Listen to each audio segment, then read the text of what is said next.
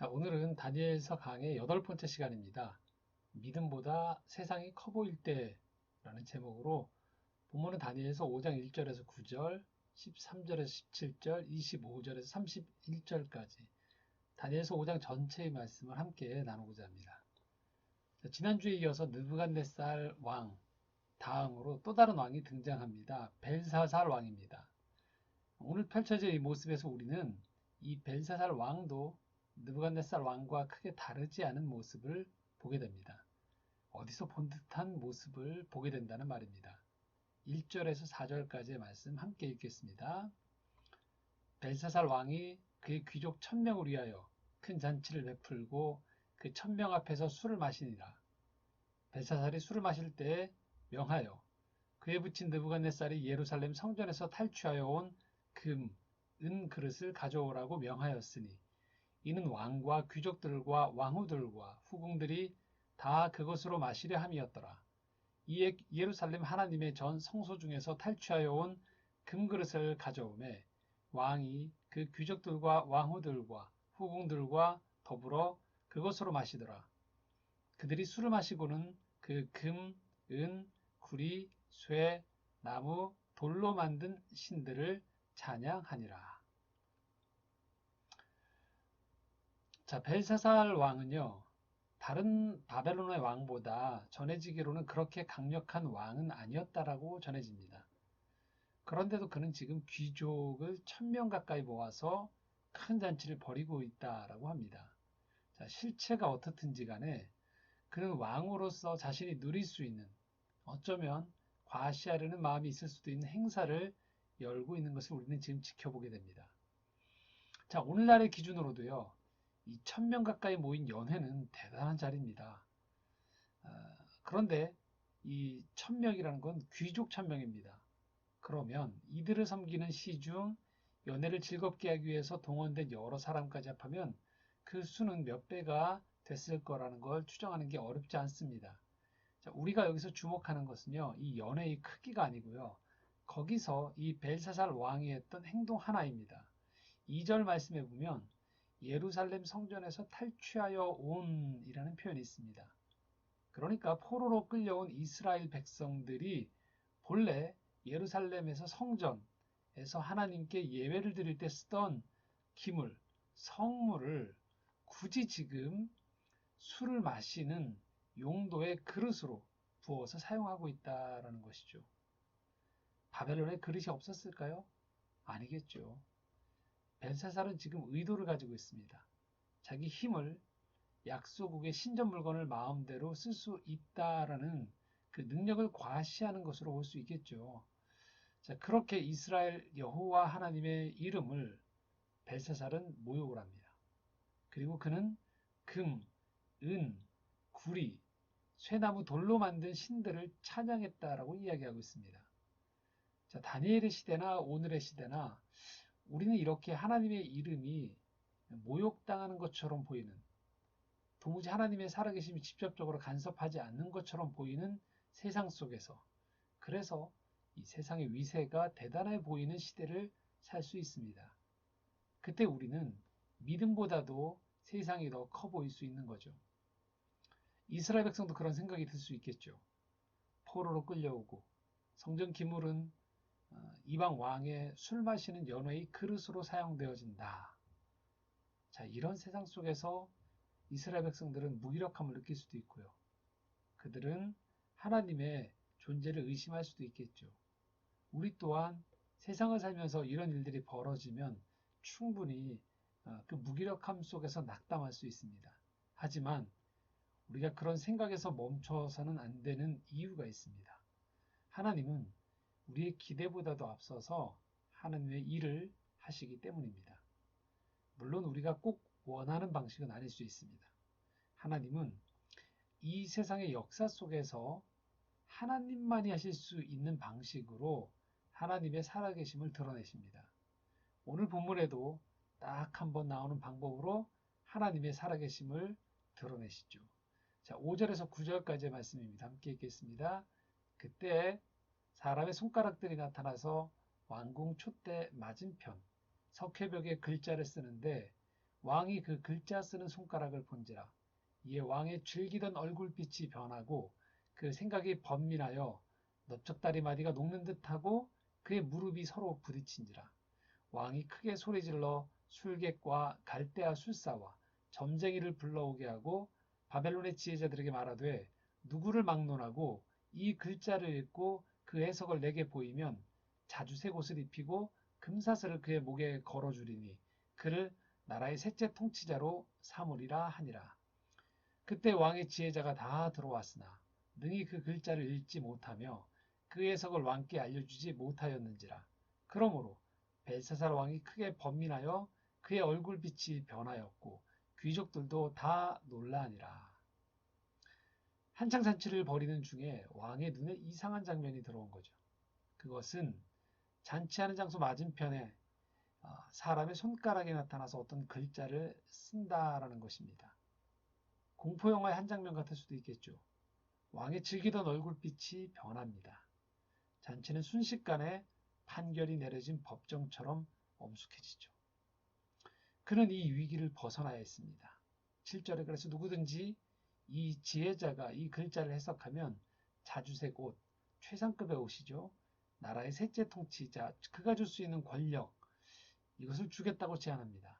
유한한 왕이 유한한 것들을 최고의 제안이라 생각하며 그는 지금 문제를 해결을 하고 있습니다. 그리고 다시 8절에서 9절에 이 땅의 지혜자들이 이 문제를 풀지 못하는 장면이 나옵니다. 우리는 이 장면을 보면 마치 느부갓네살 왕에게서 계속 되풀이되었던 그 장면들이 연상되는 거죠. 지혜자들이 동원되었지만 풀지 못하는. 자, 그런데 이런 이야기들은 우리의 일상에서도 얼마든지 반복되는 거죠. 매번 사건 사고가 일어나고 처음엔 책임자를 찾고 문제 해결을 한다고 요란을 떨지만 그리고 재발 방지 대책을 세운다고 하지만 얼마 가지 않아서 또다시 재난이 일어나고 사람들이 허둥대는 모습을 우리는 많이 보게 됩니다. 자, 역사만 그럴까요? 세상만 그럴까요? 우리 자신도 마찬가지죠. 우리가 가지고 있는 많은 문제들 속에서 우리는 반복하는 실수를 합니다. 반복하는 잘못을 범합니다. 자, 우리는 이 이야기들이 반복되는 것을 접하면서요. 인류가 가지고 있는 그리고 인간이 가지고 있는 어리석음의 역사를 잘 보아야 됩니다. 거기서 멈추지 않고 우리는 한 걸음 더 나아가서 하나님의 지혜를 구하는 법을 찾아야 됩니다. 자, 벨사살에서 이제 이야기의 중심이 다니엘로 옮겨집니다. 13절에서 17절까지의 말씀입니다. 함께 읽겠습니다. 이에 다니엘이 부름을 받아 왕의 앞에 나오매 왕이 다니엘에게 말하되 네가 나의 부왕이 유다에서 사로잡아온 유다 자손 중에 그 다니엘이냐. 내가 네게 대하여 들은즉 내 안에는 신들의 영이 있으므로 내가 명철과 총명과 비상한 지혜가 있다 하도다. 지금 여러 지혜자와 술객을 내 앞에 불러다가 그들에게 이 글을 읽고 그 해석을 내게 알게 하라 하였으나 그들이 다 그 해석을 내게 보이지 못하였느니라. 내가 네게 대하여 들은즉 너는 해석을 잘하고 의문을 푼다 하도다. 그런즉 이제 내가 이 글을 읽고 그 해석을 내게 알려주면 내게 자주색 옷을 입히고 금사슬을 내 목에 걸어주어 너를 나라의 셋째 통치자로 삼으리라 하니 다니엘이 왕에게 대답하여 이르되 왕의 예물은 왕이 친히 가지시며 왕의 상급은 다른 사람에게 주옵소서.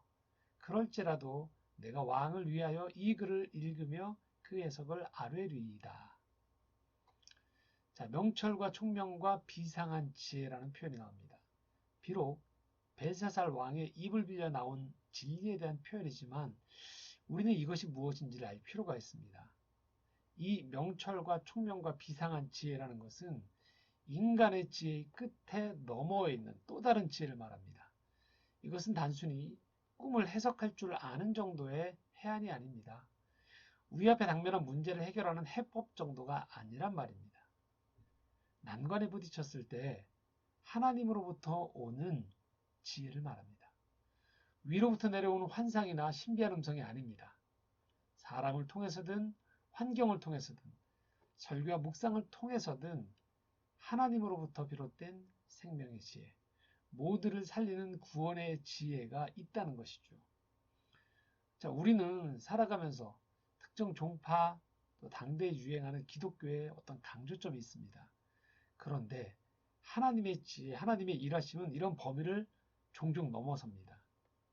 그렇기 때문에 우리는 종종 기독교 지도자들이나 교단의 가르침 대책이 현실과 때론 동떨어지거나 이해할 수 없는 모습을 보일지라도, 그래서 때로는 교회가 참 무기력하게 세상에 당하는 모습처럼 보일 때에도 우리의 신앙의 고백의 근원에는 하나님의 참 지혜는 이 모든 한계를 뚫고 그 진리됨을 드러낸다는 것을 잊으면 안 된다는 것입니다. 그렇게 드러나는 하나님의 지혜는 항상 긍정적인 신호로만 오지 않습니다. 인간의 교만을 깨트리고 하나님이 창조하신 이 세상을 어지럽혔던 것을 제자리에 놓는 것입니다. 오늘 본문에서는 이 벨사살 왕의 나라를 심판하는 것으로 나옵니다. 25절에서 28절입니다. 기록된 글자는 이것이니 곧 메네메네데겔 우바르시니라. 그 글을 해석하건대 메네는 하나님이 이미 왕의 나라의 시대를 세워서 그것을 끝나게 하셨다 함이요. 데겔은 왕을 저울에 달아보니 부족함이 보였다 함이요. 베레스는 왕의 나라가 나뉘어서 베데와 바사 사람에게 준 바 되었다 함이니이다 하니. 자, 메네 데겔 우바르실은 아람어입니다. 이 메네는 이 해석에 나온 대로 하나님이 이미 왕의 나라의 시대를 세워서 그것을 끝나게 하셨다. 데겔은 왕을 저울에 달아보니 부족함이 보였다. 베레스는 왕의 나라가 나뉘어져 메대와 바사 사람에게 주겠다라는 거죠. 자, 우바르신인데 베레스라고 표현하고 해석한 이유는 우가 그리고 바르신은 나누었다라는 뜻입니다. 이 베레스가 바로 이 바르신의 단수이기 때문입니다. 자, 우리는 이런 메시지를 보면서 정색을 할 수 있어요. 하나님은 사랑의 하나님이 아니신가? 그렇습니다. 하지만 하나님은 또한 정의와 질서의 하나님이기도 하십니다. 하나님은 연회장 안 1000명의 유흥이 아니라 잘못된 통치로 인해서 연회장 밖의 백성의 신음소리를 듣고 계신 거죠. 우리가 하나님을 취사 선택하는 게 아닙니다. 하나님께서 우리에게 필요한 메시지를 주시는 것입니다. 우리는 당장 우리에게 도움이 되는 메시지와 하나님의 일하심만을 원할 수 있습니다. 그런데 이런 생각을 한번 해보죠. 만일 반칙을 일삼는 사람이 이길 수 있도록 하나님이 도우신다라면 경기는 엉망이 되겠죠. 하나님은 반칙자가 이 편법을 계속 쓰지 못하도록, 성실히 임한 선수가 낙담하지 않도록 반칙자에게 엄한 벌을 내리십니다. 그럴 때 그도 반성할 기회가 주어지고 경기는 경기다워지는 것이겠죠. 자, 우리 또한 마찬가지죠. 스스로 어긋난 길을 갈 수 있습니다. 그때 우리가 무조건 잘되게 해달라가 아닌 것입니다. 우리가 의도하지 않게 누군가에게 피해를 줄 수도 있고요. 어떤 집단에게 해악을 끼칠 수도 있습니다. 그때 당장에는 고통스럽지만 우리는 하나님께서 꺼내신 메스를, 수술용 칼을 경험할 수 있다는 것입니다. 고통스러울 수밖에 없고 인내해야 하는 시기일 수도 있습니다. 그러나 거기가 끝이 아니라는 거죠. 그 고통의 시간을 거쳐 우리는 하나님이 이끌어 가시는 그 나라의 건강한 일원으로서 살아갈 태도와 마음을 얻게 됩니다. 우리의 교회가, 내가 속한 집단, 직장, 사회, 인류 역사는 그렇게 하나님의 일하심 속에 망하기도, 다시 세움받기도, 연단도 거치게 됩니다. 자, 코로나19는 하나님이 보내신 게 아니라고 저는 믿습니다. 그러나 하나님은 이 코로나19 속에서 하나님의 새로운 일을 해 나가십니다. 이제 코로나 4차 유행이 됐다고 합니다. 참 어렵고 인간적으로는 막막하죠. 하지만 이 위기 속에 기회가 있습니다. 지금은 낙담하고 손을 놓을 때가 아니라 우리의 손을 맞잡고 기도할 때입니다. 희망을 포기해서는 안 됩니다. 우리가 자신을 돌아보며 내 삶을 정비하고 이 불안 대신에 믿음 위에 미래를 전망해야 합니다. 우리가 주의할 것이 있습니다. 우리 스스로가 벨사살이 되어서는 안 된다는 거죠. 벨사살은 아마도 돌이킬 마음이 전혀 없었던 듯합니다. 그에게 내려진 이 메시지에 대한 결과, 심판이 얼마나 빨랐는지를 본문은 말합니다. 얼마나 빠르게 심판이 내려졌는지 약속대로 벨사살이 다니엘에게 보상을 주지만 다니엘이 그 보상을 누릴 새도 없이 나라가 바뀌어지게 돼서 보상이 무용지물이 되는 상황이 발생합니다. 이것은 무엇을 의미할까요? 벨사살의 타락과 교만이 이미 골물대로 골마 있었던 것이죠.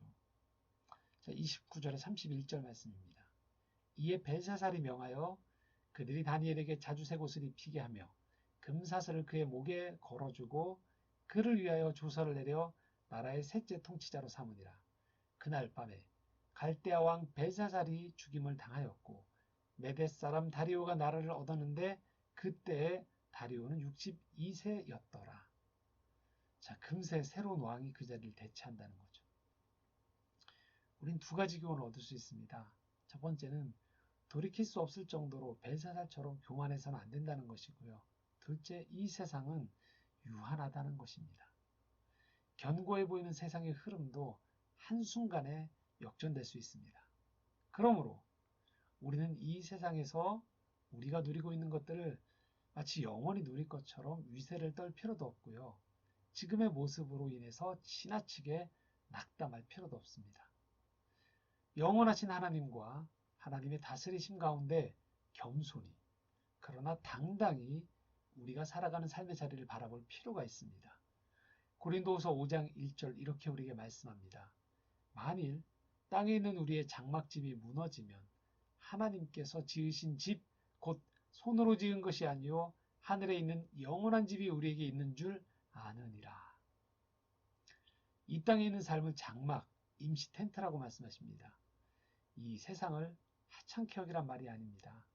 영원에 빗대어 봤을 때 하나님은 우리에게 가장 좋은, 제일 좋은 영원한 가치들을 주신다는 것을 잊지 말라는 겁니다. 시간을 붙잡으려 하지 말고 영혼을 붙잡아야 됩니다. 그래야 유한한 세상 속에서 우리는 허무에 빠지거나 절망에 빠지지 않고 우리에게 주신 하루하루를 소중히 여기며 살 수 있습니다. 정리해 보겠습니다. 우리의 믿음보다 세상이 커 보일 때가 있습니다. 환경이, 사람들이 믿음의 길을 걷는 사람을 가볍게 볼 수 있습니다. 그러나 믿는다는 것은 사람, 환경, 그런 것들이 우리의 삶의 기준이 아니라 영원한 하나님의 다스림, 함께 하심이 우리 삶의 기준이 된다는 것을 말합니다. 하나님은 영원하신 뜻 안에서 우리의 삶을 책임져 주십니다.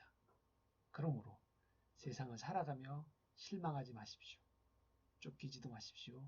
당황하지도 마십시오. 하나님의 지혜 위에 믿음으로 우리의 삶을 굳건히 세우십시오. 하나님을 믿는 삶을 부끄러워하지 마십시오. 온유와 겸손으로, 그러나 당당하게 세상 속에 오늘 하루를 살아가시기 바랍니다. 하나님은 오늘도 하나님의 일을 하십니다. 우리도 우리의 맡은 바, 우리 삶의 자리에서 우리의 일을 감당하며 믿음의 길을 걸어갈 수 있기를 소망합니다. 함께 기도하시겠습니다.